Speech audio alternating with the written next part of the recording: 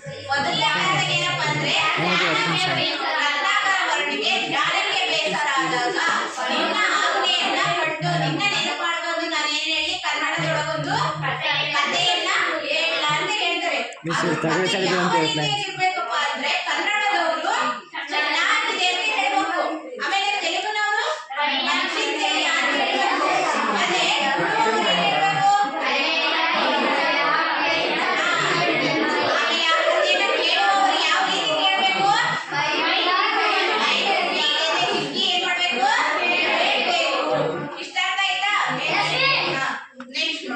ಇವಾಗ ಭರತನ ವೈಭವ ನೋಡ್ರಿ.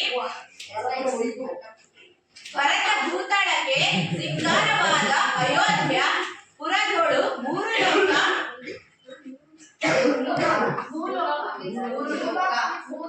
ಅಲ್ಲಿ ಇರೋದು ಹಂಗೆ ನಾವು ಓದ್ಬೇಕಿರೋದು ಮೂರು ಲೋಕ ಮೂರು ಪಟ್ಟಣ ನಂಗೆ ಓದಕ್ಕಂತ ಮೂರು ಲೋಕ ಮೊಗಳೆ ಭರತ ಚಕ್ರೇಶ್ವರ ಹಾಡುತ್ತಿದ್ದನ ಸಿರಿಯನಿನ್ನ ಖಂಡಿಪೆನು. ಭರತ ಭೂತಾಳಕ್ಕೆ ಅಂತಂದ್ರೆ ಏನಪ್ಪಾ ಅಂದ್ರೆ ಸಿಂಗಾರವಾದ ಅಯೋಧ್ಯೆ. ಭರತ ಚಕ್ರವರ್ತಿ ಎಲ್ಲ ಆಳ್ವಿಕೆ ಮಾಡ್ತಾನೆ ಭೂಮಿಯ ಮೇಲಿನ ಅಯೋಧ್ಯೆ ಎಂಬ ಸ್ಥಳದಲ್ಲಿ ಏನ್ ಮಾಡ್ತಿರ್ತಾನೆ ಆಳ್ವಿಕೆಯನ್ನ ಮಾಡ್ತಿರ್ತಾನೆ. ಭಾರತ ದೇಶದ ಮೇಲ್ಭಾಗದಲ್ಲಿ ಭೂಮಿಯ ಭರತದ ಅಂದ್ರೆ ನಮ್ಮ ಭಾರತ ದೇಶ ಬಂತು ಅಂತ ನಿಮ್ಗೆ ಗೊತ್ತು ತಾನೆ. ಇಲ್ಲಿ ಭರತ ಚಕ್ರವರ್ತಿ ಆಳ್ವಿಕೆ ಮಾಡ್ತಿದ್ದಂತಾನೆ. ಅದಕ್ಕೋಸ್ಕರ ಅವ್ನು ಎಲ್ಲಿ ಆಳ್ವಿಕೆ ಮಾಡ್ತಿದ್ದ ಅಯೋಧ್ಯೆ ಎಂಬ ಸ್ಥಳದಲ್ಲಿ ಏನ್ ಮಾಡ್ತಿದ್ದ ಆಳ್ವಿಕೆಯನ್ನ ಮಾಡ್ತಾ ಇದ್ದ. ಪುರದೋಳು ಮೂರು ಲೋಕ ಹೊಗಳೆ ಅಂತಂದ್ರೇನು ಇಡೀ ಮೂರು ಲೋಕದವ್ರು ಏನ್ ಮಾಡ್ತಿದ್ರು ಅನ್ನ ಹೊಗಳ್ತಾ ಇದ್ರು. ಆ ರೀತಿಯಾಗಿ ಯಾರು ಆಳ್ವಿಕೆ ನಡೆಸ್ತಾ ಇದ್ರು ಭರತ. ಭರತ ಚಕ್ರೇಶ್ವರ ಸುಖವಾಗಿ ಅವನು ಏನ್ ಮಾಡ್ತಾ ಇದ್ದ ಬಾಳ್ತಾ ಇದ್ದ. ಎಲ್ಲಿ ಎಲ್ಲಿ ಸಿರಿಯನಿನ್ನ ಖಂಡಿಪೆನು. ಅವನ ಸಿರಿಯನ್ನ ಏನ್ ಮಾಡೋಣ ವರ್ಣನೆಯನ್ನ ಮಾಡೋಣ. ಯಾರ ಸಿರಿ ಖಂಡಿಪೆನು ಅಂತಂದ್ರೆ ವರ್ಣಿಸ್ತದೆ. ಯಾರ ಮಗ ಅಂತ ಹೇಳಿದ್ದೆ ಗುರುಪರಮೇಶ್ವರ.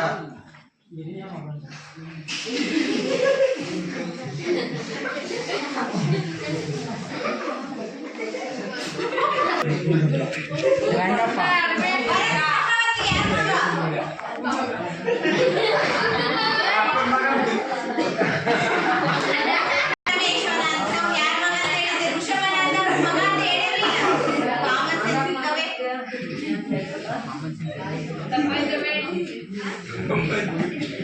ಋಷಭನಾಥನವನೇನು ಹಿರಿಯ ಮಗ ಆಗಿರ್ತಾನೆ. ನರಲೋಕಕ್ಕೊಬ್ಬನೇ ರಾಯ ಅಂದ್ರೆ ಯಾರು? ನರಲೋಕಕ್ಕೆ ಒಬ್ಬನೇ ರಾಯ ಯಾರು? ಇವನು ಏನ್ ಮಾಡ್ತಾನಪ್ಪ ಅಂದ್ರೆ ಎಲ್ಲ ಇಡೀ ಲೋಕಕ್ಕೆ ಇವನೊಬ್ಬನೇ ಅಧಿಪತಿ ಆಗಿರ್ತಾನೆ. ಇವನು ಕಣ್ಣಿಟ್ಟರೆ ಏನಾಗ್ತಾರೆ ಅವರು ಕ್ಷಣಕ್ಕೆ ಆಗ್ತಾರೆ. ಭರತ ಚಕ್ರಿಯ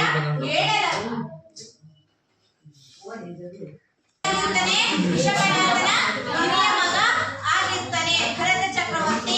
ಇವನು ನರಲೋಕಕ್ಕೆ ಒಬ್ಬನೇ ರಾಯ. ಮುರಿದು ಕಣ್ಣಿಟ್ಟರೆ ಅವನಿಗೇನೋ ಸಿಟ್ಟಿಗೆದ್ದು ಒಬ್ಬರ ಮೇಲೆ ಯಾರಾದ್ರೂ ಏನೋ ಕಣ್ಣನ್ನ ಇಟ್ಟರೆ ಏನಾಗ್ತಾರ ಅವರು ಕ್ಷಣದಲ್ಲೇ ಮುಕ್ತಿಯನ್ನ ಹೊಂದುತ್ತಾರೆ. ಭರತ ಚಕ್ರಿಯ ಏಳಲಕ್ಕೆ ಏನ್ ಯಾರು ಅವನು ಮೂರು ಲೋಕಕ್ಕೆ ಇಡೀ ಜಗತ್ತಿಗೇನೋ ಒಬ್ಬನೇ ರಾಯ. ಅವನೇನು ಸಿಟ್ಟಾಗಿ ಯಾರ ಮೇಲಾದ್ರೂ ಕಣ್ಣಿಟ್ರೆ ಏನೋ ಅವರು ಕ್ಷಣಕ್ಕೆ ಮಾಯ ಆಗ್ತಾರೆ. ಅವನ ಕಥೆಯನ್ನ ಏನು ನಾನು ಹೇಳ ಅಂತ ಹೇಳ್ತಿದ್ದಾರೆ. ಯಾರು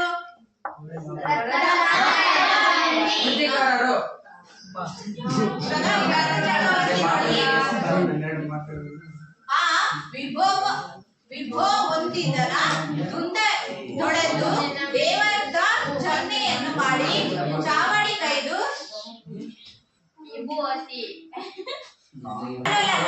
ವಾದದ್ದೊಂದು ಶ್ರೀ ವಿಲಾಸ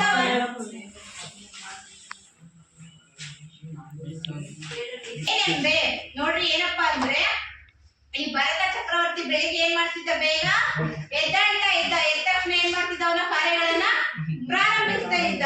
ಆಮೇಲೆ ಏನ್ ಮಾಡ್ತಿದ್ದ ಹೋಗಿ ದೇವರ ಪೂಜೆಯನ್ನ ಮಾಡಿ ಏನ್ ಮಾಡ್ತಾ ಇದ್ದ ಒಂದು ಸಭೆಯಲ್ಲಿ ಎಲ್ಲರೂ ಸೇರ್ತಿದ್ರು ತಾನೆ ಆಯ್ತಾ. ಅವನ್ ಏನ್ ಮಾಡ್ತಿದ್ದ ಎದ್ದು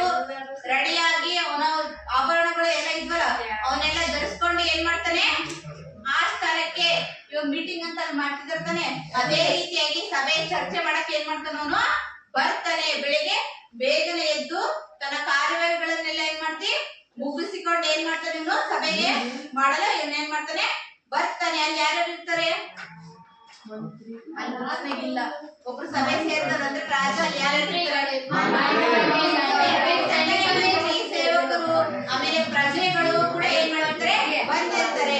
ಹಂಗೆ ಬಂದಾಗ ಅವ್ನು ಏನ್ ಮಾಡ್ತಾನೆ ಅರಮನೆಯಿಂದ ಬೇರ್ಗಡೆಯಿಂದ ಇಳಿದು ಕೆಳಗೆ ಬರ್ತಾನೆ. ನವರತ್ನ ಹೇಮ ನಿರ್ಮಿತ ವೆನೀಪ ಸ್ಥಾನ ಭವನದೊಳ ರಾಜರತ್ನ. ನವರತ್ನ ಅಂದ್ರೇನು?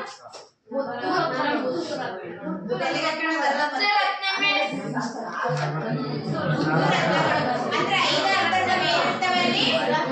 ರತ್ನಗಳು ಇರ್ತವೆ. ಅವು ಕಲರ್ ಕಲರ್ ಆಗಿರ್ತವೆ. ನೀಲಿ, ಹಸಿರು, ಆ ರೀತಿಯಾಗಿ ಕಲರ್ ಕಲರ್ ಆದಂತಹ ಸಾಮ್ರಾಜ್ಯದ ಯಾರಿರ್ತದೆ? ಮಹಾರಾಜ ಚಕ್ರವರ್ತಿದು ಇರುತ್ತೆ. ನೀವು ಇತಿಹಾಸ ನೋಡಿದ್ದೀವಿ.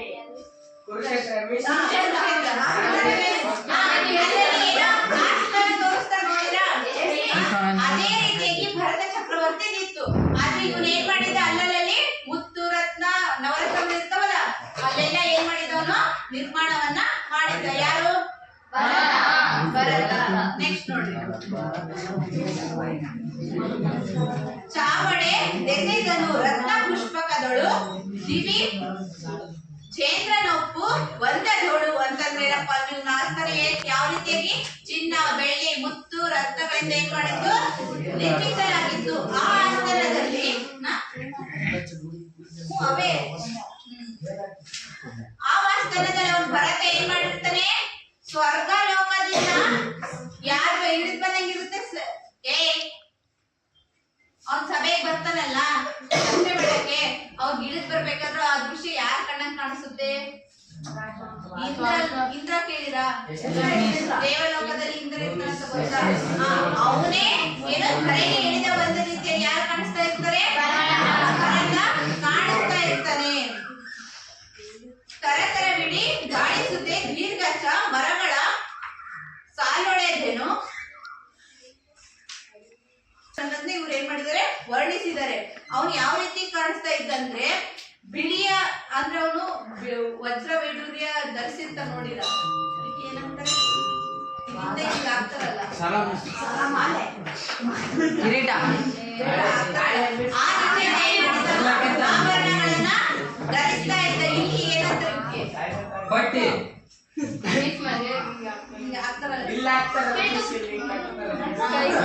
ಕಟ್ಟಿರೋವು ಎಲ್ಲ ಏನಾಗಿದ್ವು? ವೈಡೂರ್ಯದಿಂದ ಕೂಡಿರ್ತಿದ್ವು. ಆಮೇಲೆ ಈ ರೀತಿ ಶಾಲೆ ಇಟ್ಕೊಂಡ್ ಬರ್ತಾರಲ್ಲ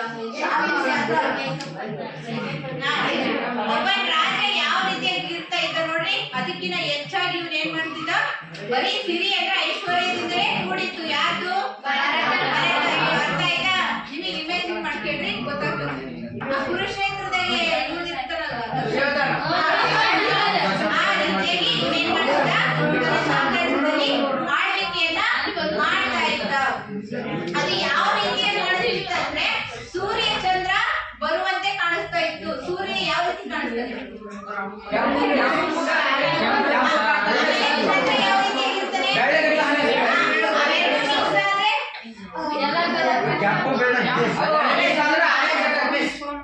ಅವೆರಡು ಒಂದೇ ರೀತಿಯಾಗಿ ಏನಾಗ್ತಿತ್ತು?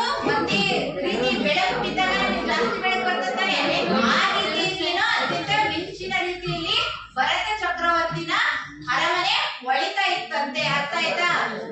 ಇವಾಗ ಸೂರ್ಯ ಮೇಲೆ ನಕ್ಷತ್ರ ಹೊಳಿತಾ ಇರಲ್ವೇನೋ ಆ ರೀತಿಯಾಗಿ ಏನಾಗ್ತಿತ್ತು? ಹೊಳಿತಾ ಇತ್ತು. ಇವಾಗ ಆಮೇಲೆ ಇನ್ನೊಂದು ಭಾಸ್ಕರ ನೆನಪಂತೆ ಅಂದ್ರೆ ಈಗ ಮೋಡಗಳು ಹಿಂಗೋ ಬಂದು ಆಕಾಶ ಇನ್ನೇನು ಬಿಸಿಲು ಮಳೆ ಅಂತ ಬೀಳ್ತಾ ಇರುತ್ತೆ. ಕಾಮನ ಬಿಲ್ಲು ಮೂಡ್ತಾ ಇರುತ್ತಾ? ಅದಕ್ಕೂ ಮೊದಲು ನೀಲಿ ಕಲರ್ ವೈಟ್ ಕಲರ್ ಮೋಡ ಇರುತ್ತಲ್ಲ ಆ ರೀತಿಯಾಗಿ ಭರತ ಚಕ್ರವರ್ತಿಯ ಅರಮನೆ ಇತ್ತು ಅಂತ ಹೇಳ್ತಾರೆ. ನೆಕ್ಸ್ಟ್ ನೋಡ್ರಿ. ನೋಡ್ಬಂತೆ ನೋಡ್ಬಂತೆ ಶಶಿಯ ತುಂಬಿದ ಸಭೆಯಲ್ಲಿ ನೋಡುವ ಮಿಕ್ಕ ಹಂಬಲ ಏನಪ್ಪಾ ಅಂದ್ರೆ ಅಂಬುಜವೆಲ್ಲವೂ ಅಂದ್ರೆ ತಾವರೆ ಗಿಡ ಇರುತ್ತಲ್ಲ, ಆ ರೀತಿಯಾಗಿ ಆ ತಾವರೆ ಗಿಡನ ಯಾರು ನೋಡ್ತಾ ಇರ್ತಾರೆ? ರವಿ ಅಂದ್ರೇನು? ಸೂರ್ಯ. ಸೂರ್ಯ. ಆ ತಾವರೆ ಗಿಡನ ಏನ್ ನೋಡ್ತಾ ಇರ್ತಾರೆ? ಸೂರ್ಯ ನೋಡುವಂತೆ ಇರ್ತದೆ. ಆಮೇಲೆ ನೀಲಾಂಬುಜ ನೋಡುವಂತೆ ಶಶಿ ಅಂದ್ರೇನು? ನೀಲಾಂಬುಜ ಅನ್ನೋದು ಒಂದು ಇದು ಇರುತ್ತೆ ಗಿಡ, ನೀಲಿ ಕಲರ್. ಅದು ಡೇರಿ ಹೂ ಮತ್ತು ಹುಡುಗಿ ಸುಗಂಧ.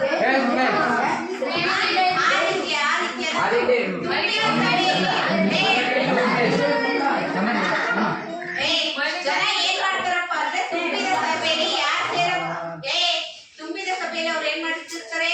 ವಿಷಯಗಳನ್ನ ಚರ್ಚೆಯನ್ನ ಮಾಡ್ತಾ ಇರ್ತಾರೆ. ಅವರು ವಿಷಯಗಳನ್ನ ತಮ್ಮ ಸಮಸ್ಯೆಗಳನ್ನ ಹೇಳ್ಕೊಳೋ ಬದಲು ಅಲ್ಲಿ ಜನ ಎದಕ್ ಬರ್ತಾ ಇದ್ರು? ಭರತ ಚಕ್ರವರ್ತಿಯನ್ನ ಕಣ್ಣು ತುಂಬಿಸ್ಕೊಳ್ಳೋಕೋಸ್ಕರ ಏನ್ ಮಾಡ್ತಾ ಇದ್ರು? ಬರ್ತಾ ಇದ್ರು. ಎಲ್ಲಿಗೆ? ಭರತ ಚಕ್ರವರ್ತಿನ ಆಡಳಿತದಲ್ಲಿ ಆಸ್ಥಾನಕ್ಕೆ ಬಂದು ನೋಡ್ತಾ ಇದ್ರು ವೈಭವವನ್ನ. ಇಷ್ಟ ಅರ್ಥ ಆಯ್ತಾ? ಅವ್ರು ಏನ್ ಮಾಡ್ತಾ ಇದ್ರು? ಅವ್ರಿಗೆ ಹಂಬಲ ಅಂದ್ರೇನು? ಆಸೆ. ಅವ್ರಿಗಿದ್ದ ಹಂಬಲನೇ ಏನು? ಭರತ ಚಕ್ರವರ್ತಿಯ ವೈಭವವನ್ನ, ಆಸ್ಥಾನವನ್ನ ವೀಕ್ಷಣೆ ಮಾಡುವುದು. ಯಾರು? ಭರತ ಚಕ್ರವರ್ತಿ. ಅವ್ನು ಯಾವ ರೀತಿಯಾಗಿ ಸಭೆಯಲ್ಲಿ ಮೇಲಿಂದ ಬೆಳಿಗ್ಗೆ ಬೇಗನೆ ಎದ್ದು ಪೂಜೆಯನ್ನು ಮುಗಿಸಿ ಇಳಿದು ಬರ್ತಾನೆ. ಅವ್ನು ನೋಡೋಕ್ಕೋಸ್ಕರ ಯಾರಿರ್ತಾರೆ?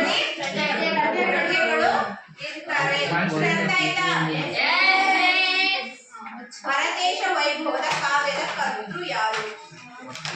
ಕೃತಿಕಾರರು. ಕೃತಿಕಾರರು. ರತ್ನಾಕರ. ಅದೇನ ರಾತ್ರಿ ಎಲ್ಲ ರಾಮಾಯಣ ಕೇಳಿ ಸೀತೆಗೂ ರಾಮಗೆ ಏನಂತ ಮೀಸ್ ಅಂತ